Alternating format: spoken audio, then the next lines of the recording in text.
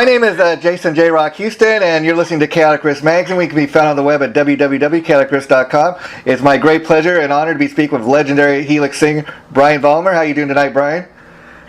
I'm fine. Yourself? I'm doing great. And how's everything for you on Planet Helix these days? You guys just released this new greatest hits album, and I guess the lead video and track is called Gene Simmons Says Rock is Dead. So could you talk a little bit about the new track?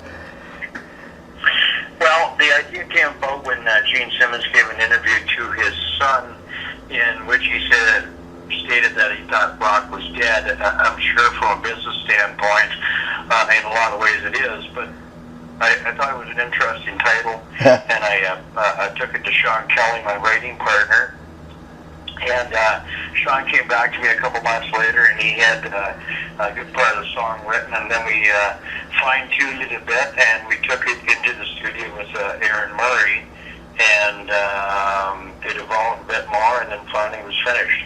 The video was done by ex-Helix guitarist Brent Turner, who does most of my videos nowadays. Okay. And that was a real process as well.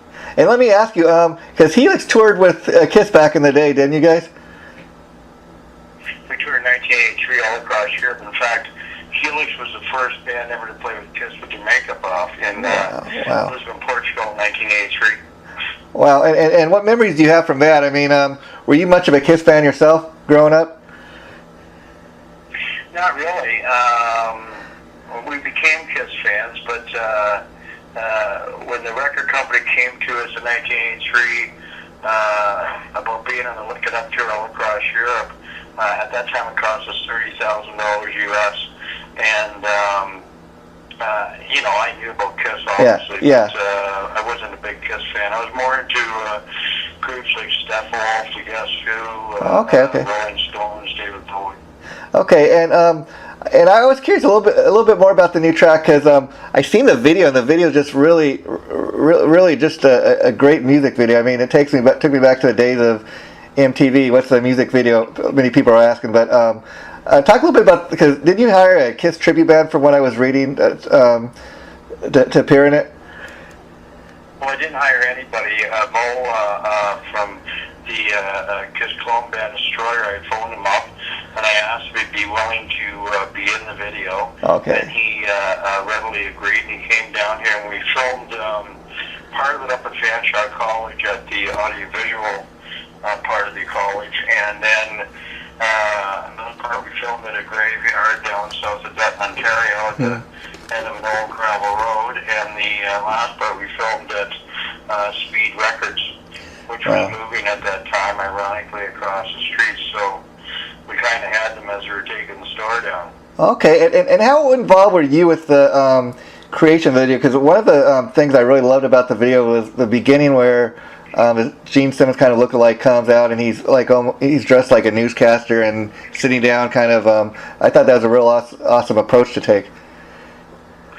Well, I kind of scripted it all out, and I took it to Brent, and I actually went and checked the locations out far in advance, because when you're dealing with limited money, you have to, take a team of people you think are experienced and, have the expertise around you, and then you have to make sure that you don't waste any time when you come to shoot, because you only got so much time, you only got so many cameras. So everything was scripted right out. We knew what shots we had to get. Once again, from Fanshawe College, we knew everything we wanted to get there. Long shots, medium range shots, from every angle and stuff, and the same thing with the graveyard and the Speed Record shots. Oh, cool. And now, in regards to the new Greatest Hits album, I was curious, did this track kind of accidentally just happen, or were you always intending on, including a new track? Excuse me, say that again? Well, with the release of your Greatest Hits album, the album that just came out on July 22nd, I believe it is, did you always intend to include, a new track, or did this Gene Simmons track kind of happen just accidentally?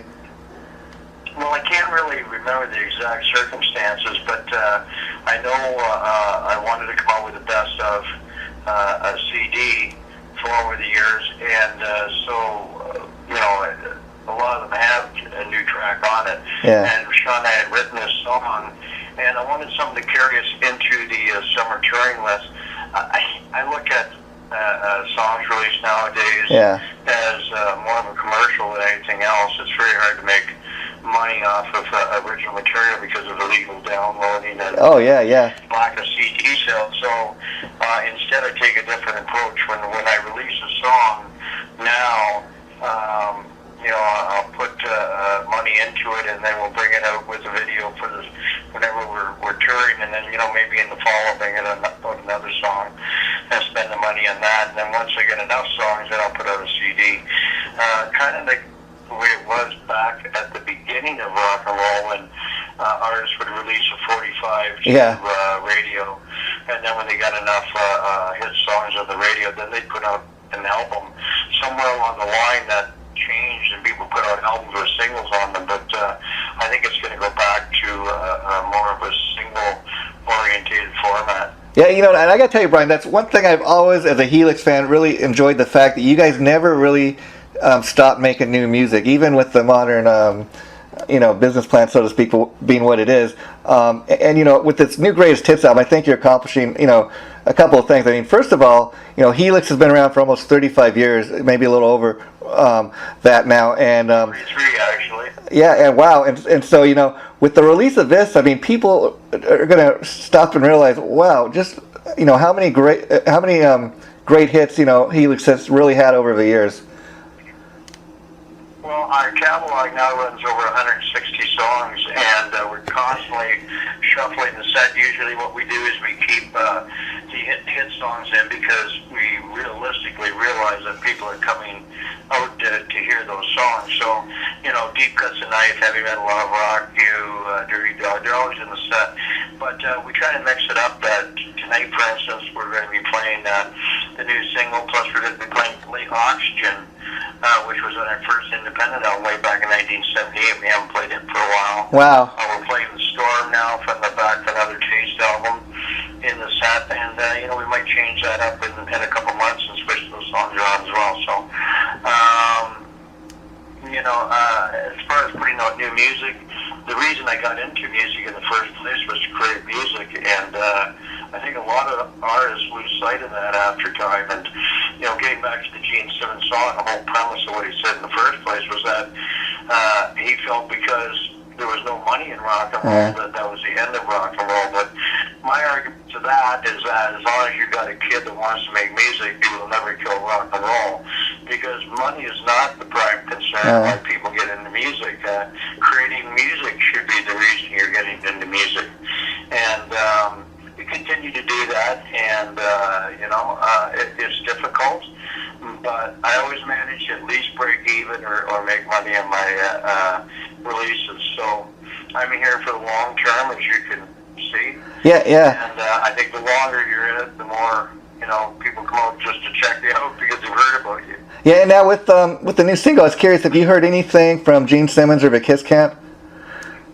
No. Okay, and No, I haven't. again, this is a great time to be a Helix fan, because besides the new Greatest Hits album, a lot of the old Helix albums are being re-released or reissued on Paris Records. Like you got B-Sides, Half Alive, Live in Buffalo, a couple of other great tracks, and so people are getting a lot of Helix that hasn't been in print for a couple of years, or so it's really a great time to be a Helix fan.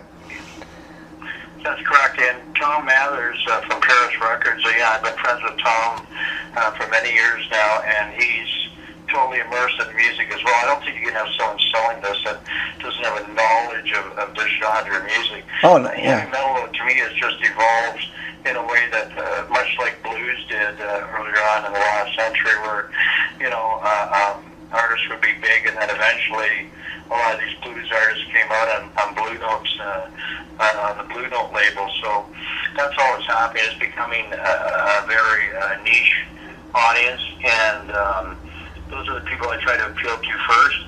And then if we can expand our audience, that's great. And we just keep putting out material. Yeah, because like you said, Helix got a great back catalog for anybody that's not that familiar with the band. And the interesting thing about Tom Mathers, he's got a great story in that he's a musician himself, and he he had a great little band out of Hollywood called Cherry Street a number of years ago, and they never really quite made it. But then he launched this record, Paris Records, specifically to get his own music out there. Cherry Street Records. I don't know if you're familiar with that. Yeah, that's what I'm talking about, and that's primarily why he launched Paris Records. And look what he has done with Paris Records.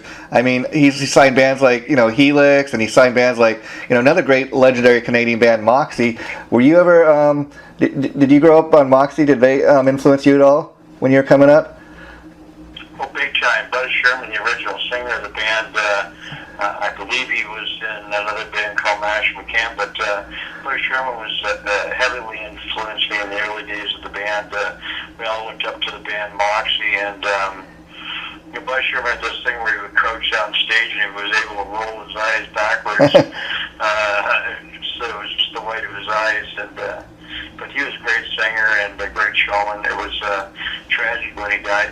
Yeah, very, very tragic, and they're another band that they're continuing to go on. So you gotta love them for that. But they're another band very much like Helix that really never really broke out in a big way in the U.S. I mean, Helix I think was a little bigger than Moxie over here. But talking about some of these reissues. I know Russ Graham from Killer Dwarfs that was in the band for a while. Now I think it's Nick Walsh. Yeah. Singing for the band. Nick's got a great voice to sing with him.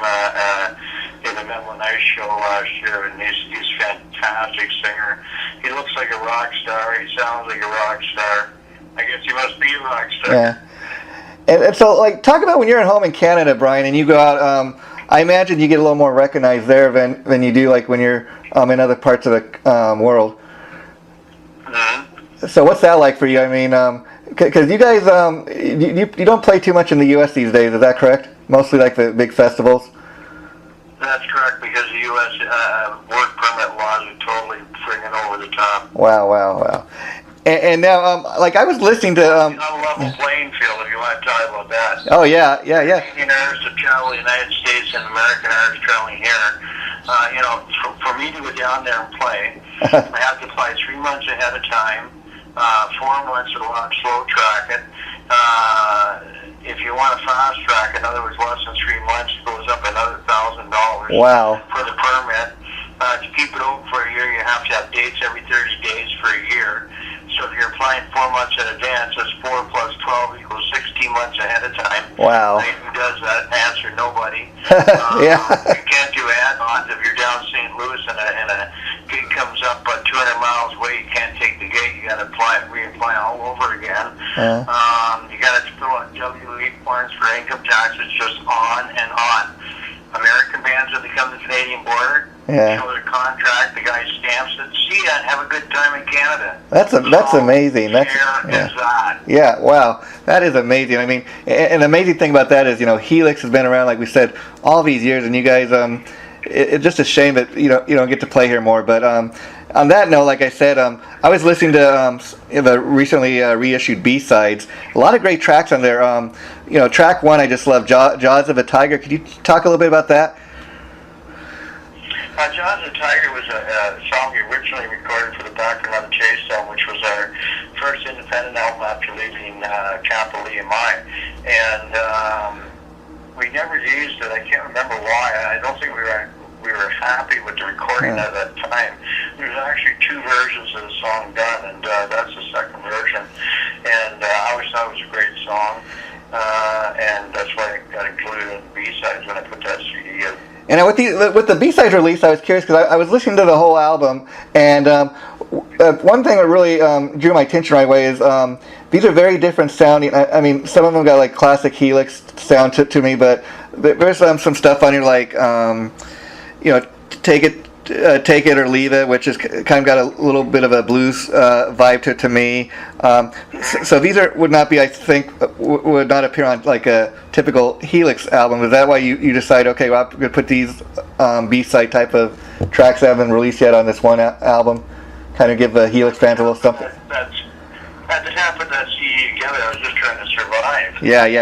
It was during the 90s, and I needed material to put out to keep the band in the public eye. Otherwise, I just felt that the band was going to, fade into oblivion. And that particular song, "Take It or Leave It," was actually written by Gord Pryor and Boris Novosel for a band called Blue Bones, and we had demoed it but never released it because we thought it was a bit left field where the band was at.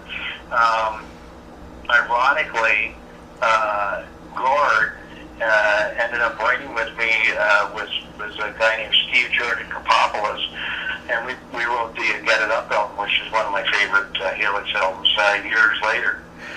Wow. And now another classic Helix track that I really loved all these years since it came out was Good to the Last Drop. I mean, it's just a classic, like, power ballad type of thing, and you guys did a great video for it back in the day.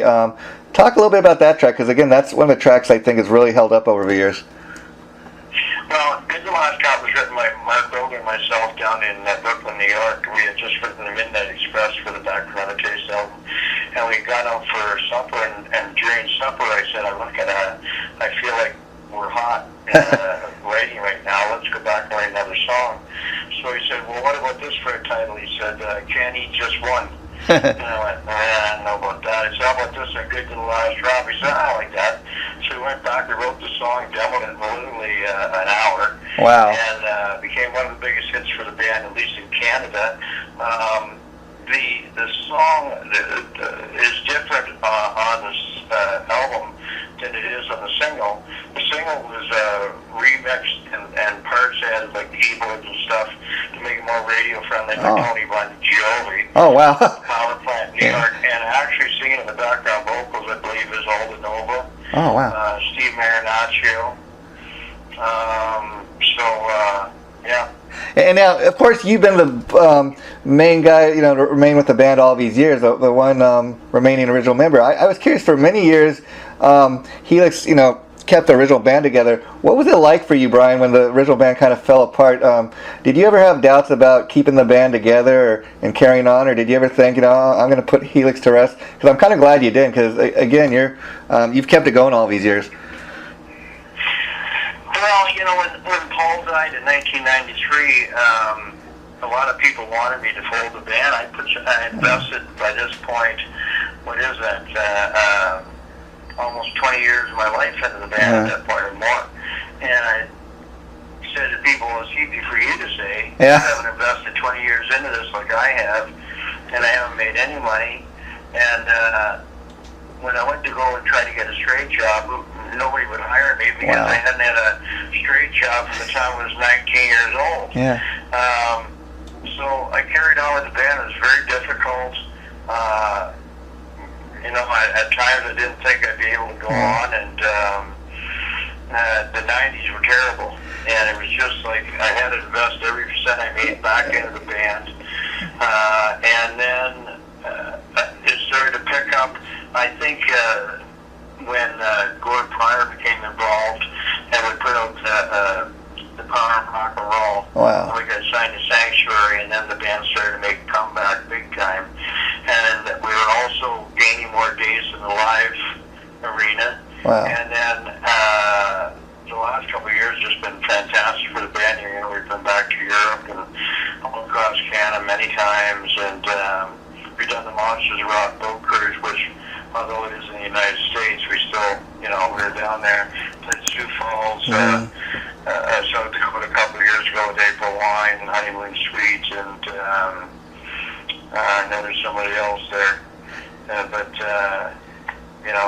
that's what makes the Helix story so great, Brian. Is even though you're one of those bands that never really broke out as big as a Motley Crue or that, all these years later, Helix, the name, actually, people hear that name, they think of all these great songs, Good to the Last Drop, Heavy Metal Love, Midnight Express, and all these great Helix songs, and so when people hear the name Helix, it does mean something. So, all your years of hard work hasn't been for nothing, I don't think.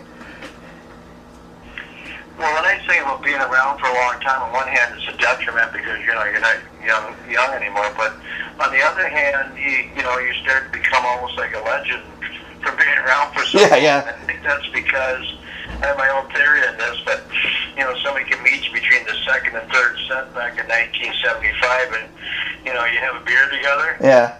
By 1979, you're doing lines together. By 1984, beach bowling with the person and partying for 4 days in a row. I mean, the story just keeps getting bigger and bigger and bigger and bigger, right? Yeah.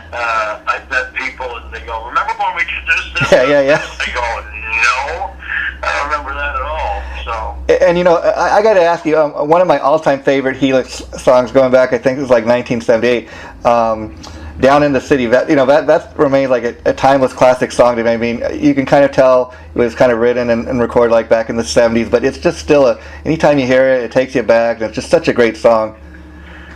Geez, I was just thinking about that song the other day. It's ironic you brought it up. Because we're thinking about doing lower money gigs, but playing like actually at people's houses. Wow. It's very intimate setting. There's also smaller acoustic venues. I think there's one place called Hughes Place in Toronto. There's another place called Peter's Place in at Gravenhurst. Yeah.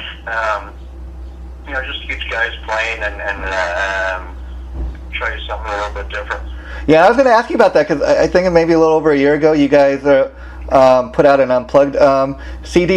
Another great idea. How did that come about? And have you actually done any live acoustic shows, or was that the first time you'd done Helix music acoustically? Well, the idea came about when Sean Kelly came to me and said, "Look, you guys got to put together an acoustic CD."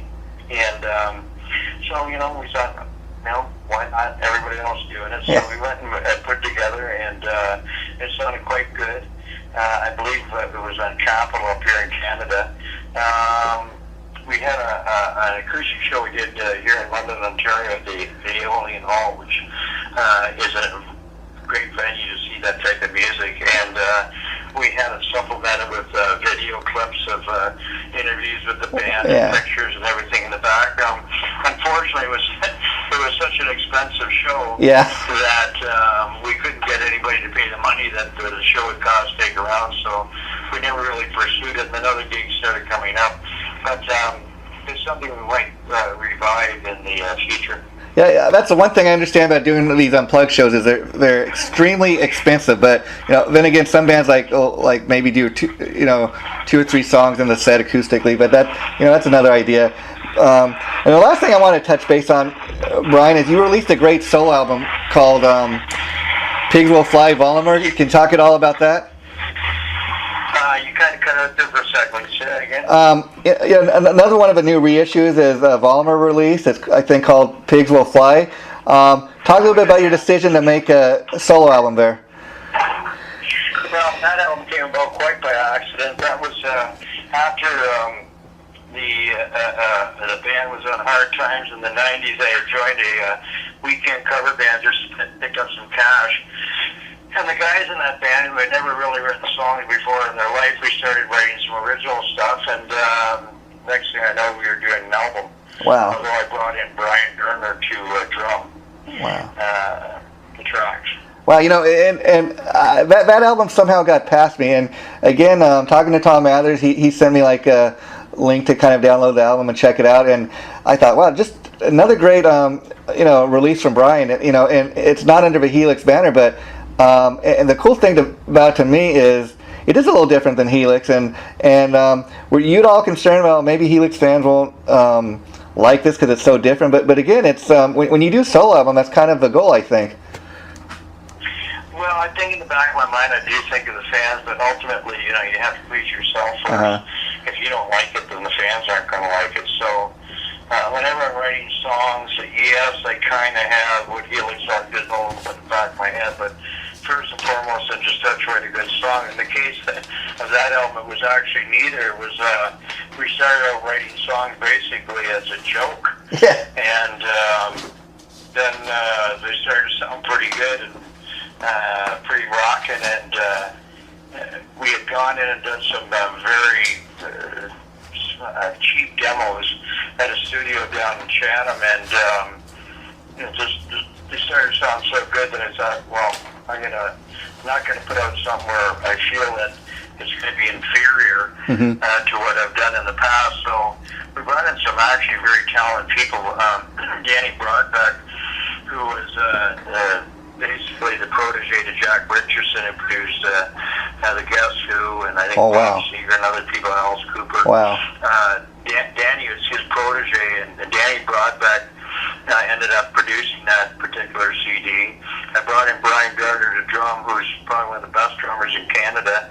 He drummed for Saga, and the master was done by Nick Lagona, who did most of the Deep Purple albums. So, wow. Quality people working on the album. Wow, and have you ever performed any of that material live? Because again, I think it's just some really great material that's been overlooked. Frankenstein from that album in the set tonight, actually. Oh, cool. And so I know there was a baseball team that took Fugly as their team song, and another guy put together an actual video for that song and sent it to us, and so it kind of had a little underground following. And so let me ask you, Brian, what's the plan for the rest of the next year? Obviously, you're going to be doing some shows and some touring behind the new greatest hits, and then, like you said, you just plan to maybe release a single at a time until you have enough material for a new album? Yeah, we'll probably release songs about every 4 months, put out a new song.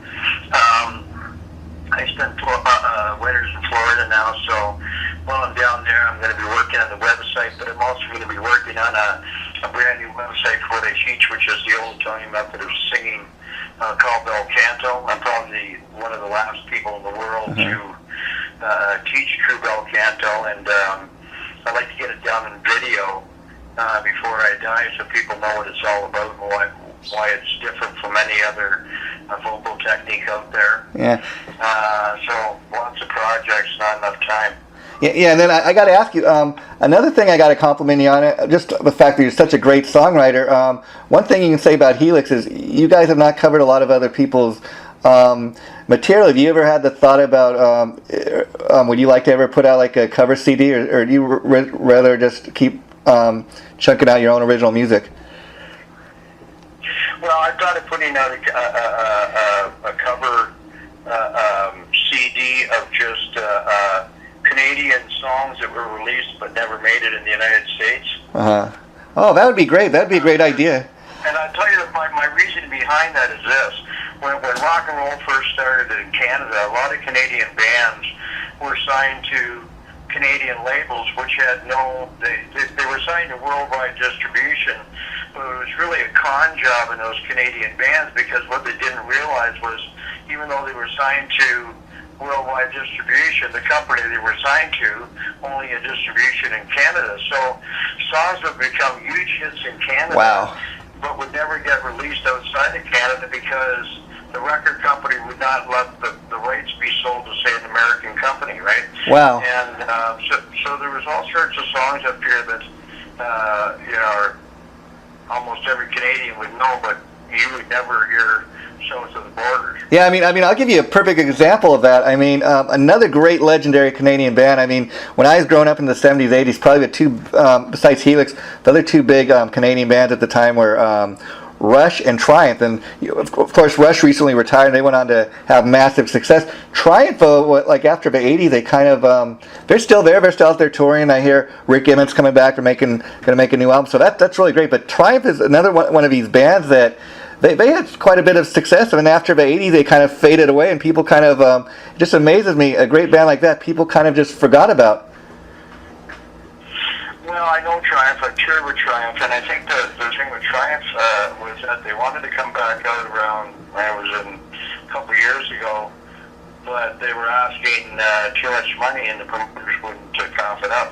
Gilmore owns Metalworks Studios in Toronto, which is probably one of the biggest, if not the biggest studio in Toronto. So I think he's got a lot of money coming in without going out there and touring. So sometimes that's the motivation for these people. They go, well, why would I want to go out there and work all day long, 7 days a week, sleep in a freaking tour bus, and on and on and on. Well, more money going out every morning playing golf. Yeah, but that's a shame to hear, because I'll tell you, a couple of years ago, maybe about 5-6 years ago, Triumph came out with the Greatest Hits CD, and I got to tell you, I got the CD, and it's just one thing it really did for me. It reminded me how many great, I forgot myself, how many great Triumph tunes there are. And so if anything else, if that's the last thing they put out, it's just a great statement of what they've accomplished over the years. And another example of what you're talking about, Brian, your guitar player Sean Kelly, he also plays and writes with Lee Aaron, another great legendary Canadian singer, and she just put out a great new album, and it's like the first thing ever to be released here in the U.S., and she's finally getting a little bit of a notice here. But that's another great example of huge talent and very overlooked everywhere else outside of Canada. Yes, I've known Karen for years. Yeah. No, I was talking about Lee Aaron. Lee Aaron? That's her real name. Oh, Karen. Okay, I'm sorry. And talking a little bit about Sean Kelly, because he's another great talented guitar player, musician, writer. How did you hook up with him? I actually hooked up through Sean Kelly through Mitch LaFon from Brave Words and Bloody Knuckles. Oh, wow. And Mitch, for years, had told me you should try this guy out. And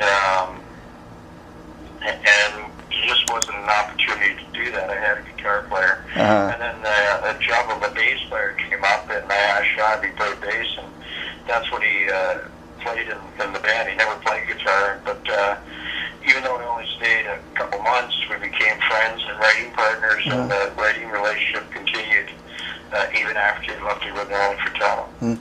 And now, Brian, I was curious because, again, Helix is one of those great legendary bands, and you guys don't always get the respect or the dues you deserve. A lot of these bands, like Kiss and Motley Crue, they recently come out with like career spanning, like documentaries or a movie. Have you ever thought about kind of telling the Helix story? Creating like a documentary, a movie in your own words, kind of telling the Helix story?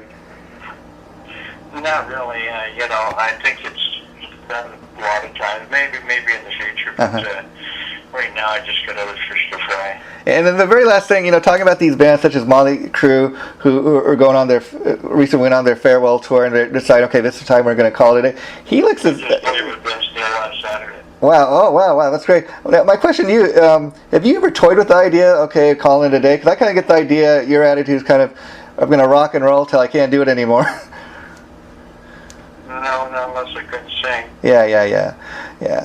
Well, I gotta say, Brian, I don't see why, right? Yeah, right. I hear that all the time. Or I even see articles by certain writers, and they go, these guys should pack in. I go, well, maybe you should pack it in, buddy. Yeah. Like, if you do something for the love of it, why the hell would you want to pack it in? Yeah, because and I'll end the interview on this. As far as rock being dead. It might be dead in the sense of one thing I really miss, as great as technology is these days, I miss the experience of going to a record store, buying a physical CD. I mean, you can still go to local Best Buy, but I remember when they had great record stores like Tower Records. I go every Tuesday to check out all the new releases. They'd have a big video screen. They'd have everything on display. Kids these days, they just want everything, instantly. That's why a lot of, the music industry is in a way dead, because, they just want to, I'll just check out the latest Helix track. I'm not going to buy the whole CD. And that's a shame. It's become that. But then again, as far as rock being dead, Gene Simmons and Kiss at their legendary status, even if all they do is continue to go out on tour, Kiss will always make money. So it's not, the business model isn't really so much dead for bands like that. But for working bands like Helix, that you continue to go out there and do your thing, I got a lot of respect for bands like you guys. Thanks. And once again, I want to thank you taking time out of your busy schedule to talk to me, Brian. It's been a great honor talking to you. Is there anything else you'd like to say to all the Helix fans listening to this before we go? Just one thing. After 30 minutes, they get boring. Well, not really. Maybe in your mind, but I think to all your fans out there, they just love to hear all the great stories. But thanks so much for talking to us today. It's been a great pleasure, and hopefully we can do it again. You have a good day, my friend. Okay. Bye-bye.